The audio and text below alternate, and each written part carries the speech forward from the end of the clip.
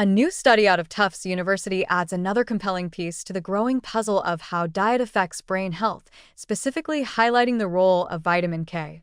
Best known for its function in blood clotting, vitamin K is now emerging as a potentially crucial factor in maintaining cognitive function and neuroplasticity as we age.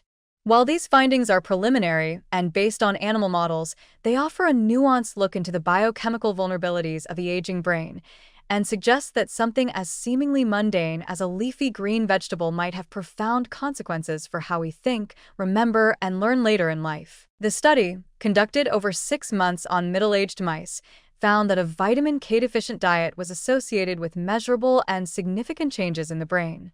In particular, mice that did not receive enough vitamin K experienced not only impaired memory, but also a striking decrease in the production of new brain cells in the hippocampus, the brain's center for memory and learning. Neurogenesis, the process by which the brain generates new neurons, is increasingly understood to be critical for maintaining mental agility, and its disruption is commonly observed in age-related cognitive decline and neurodegenerative conditions like Alzheimer's disease. One of the most concerning aspects of the research was the increase in neuroinflammation. In vitamin K-deficient mice, the brain's immune cells, known as microglia, became hyperactive. While these cells are essential for cleaning up damage and maintaining healthy neural environments, their chronic overactivation is a double-edged sword. Instead of protecting the brain, they begin to release inflammatory signals that can further damage neurons and degrade neural connections.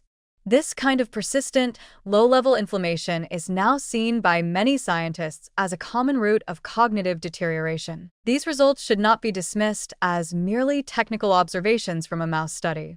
They carry a clear warning.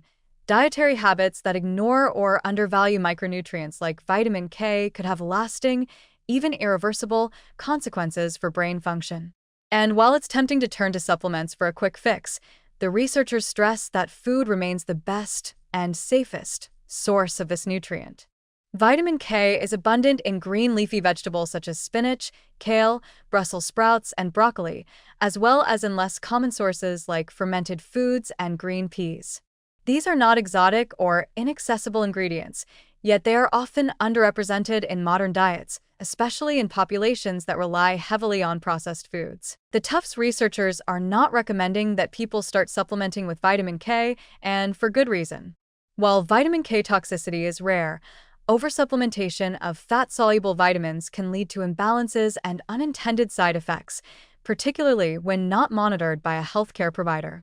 Instead, the message is one of prevention through habit, a gentle but firm reminder that a well-rounded, nutrient-dense diet remains our best defense against the creeping erosion of cognitive health. At the same time, there is room for optimism. What this study reveals is not simply a new risk factor, but a modifiable one. That is, while we may not be able to reverse every aspect of age-related decline, we can influence the trajectory of our cognitive aging through intentional lifestyle choices. The human brain is resilient and capable of adaptation well into later years, but only if it is given the tools and nourishment it needs. This insight is especially important when considering the broader context of aging populations and rising rates of dementia-related illnesses. Public health policies that emphasize the importance of diet, not just in terms of calories or macronutrients, but in terms of micronutrient diversity, may help slow the tide of age-associated mental decline. The collaborative work being done between Tufts and Rush University Medical Center suggests that the synergy between animal studies and human observational data is leading to more accurate, actionable strategies to support brain health across the lifespan. In the end, this is not merely a story about a vitamin. It is a story about how closely our brains are tied to the choices we make every day, often without much thought. The real takeaway is not fear, but empowerment.